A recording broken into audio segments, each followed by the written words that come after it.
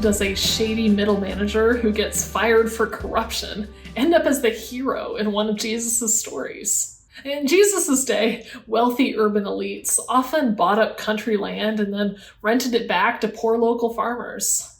While the rich were busy riching far off in the city, a manager would stay on the ground to make sure they got their money. The manager in Jesus' story pretty quickly figures out that he's got a lot of power and very little supervision, and he starts making himself free with the expense account. Of course, he's not telling anyone this, but there start to be signs. People begin to notice him riding around in gold robes on top of a 3-humped camel, with a servant jogging beside him waving a giant fan. Eventually, rumors get back to his absentee employer, who is ticked. He informs his manager he's being fired and sends him home to gather the books. The manager panics. He's not built for hard labor. Working construction would ruin his hands. It would be way too humiliating to panhandle beside the highway, and it's also unlikely he'd take in enough to support his Starbucks habit. Then he has an idea. He schedules a meeting with every farmer who rents from his employer, and he says to them, "Jeffrey, Raoul, Terrence, my friend, I hope you know you've always been my favorite. So how about, in the spirit of our close friendship, we take that rent bill of yours and reduce it by 50% in the records?" Is this a fireable offense and probably illegal? Absolutely it is. But he's already been fired. He's out of a job by next week either way. But what he'll have now is a whole crop of new best friends who'd be happy to have him come over and stay for a while. Just like before, rumors of what he's done get back to his rich employer. You'd expect the guy to lose his mind over this, to call the police, or maybe arrange for someone to break both his manager's legs. But instead the employer just says, "Kudos on some quick thinking, man." With that shocking twist at the end of his story still hanging in the air, Jesus adds his own commentary. He says, "The children of this world are more shrewd in dealing with the world around them than are the children of the light." In other words, you all, my followers, should aspire to be a little more like that fraudster. Say what? A parable is a short fictional story that often uses some unexpected twist to drive home a key point. The point of this particular parable is not that it's morally fine to cheat your employer.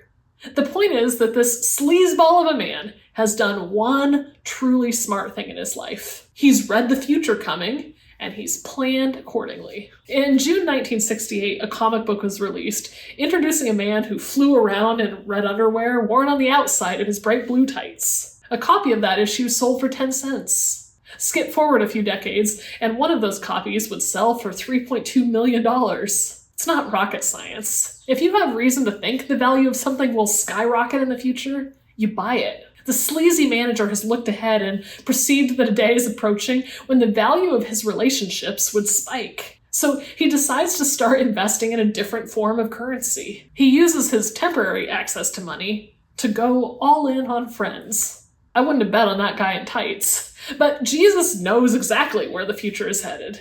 He's willing to tell anyone he can get to listen to him. "Here's what I'm advising you," he says.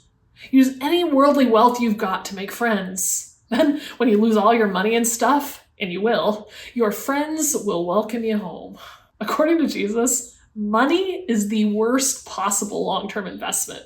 The moment your heart stops beating, your bank account zeroes out in any way that matters. What you made or saved or purchased will cease to have any relevance. Whatever lies beyond death, no one gets to bring their wallet. But that doesn't mean you don't get to take anything with you. There's one thing that will go with you. People. Friends are forever. Jesus suggests that in some way the quality of our future life will be affected by the investments we've made or not made in the people who go with us. Relationships are the currency of God's future world. We've all heard tales of the ridiculous lengths that billionaires will go to make just a little more money or keep the government from touching a penny that they have. But how many people have you ever heard of who work that hard at friendship? Who do you know who's using all of their wiles and resources to make sure that their neighbors are all overjoyed to find them at the door? Jesus is telling us directly. A future is coming where cash will be toilet paper. Gold will be cheap as gravel.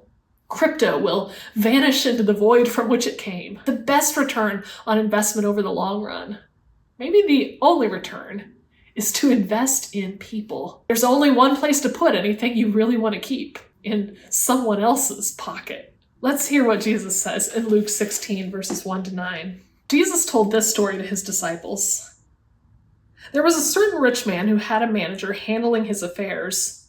One day a report came that the manager was wasting his employer's money. So the employer called him in and said, "What's this I hear about you? Get your report in order because you're going to be fired."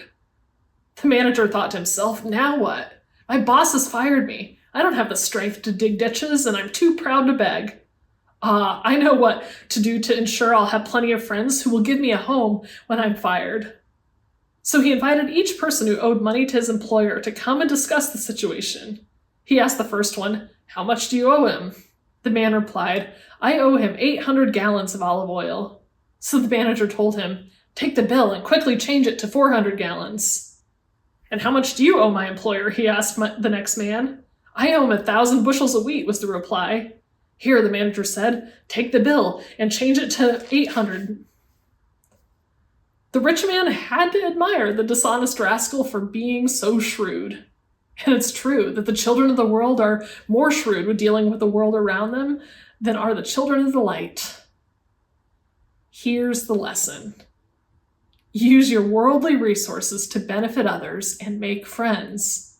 Then, when all your possessions are gone, they will welcome you to an eternal home. I'm Meghan Larissa Good, and this has been Reading Jesus.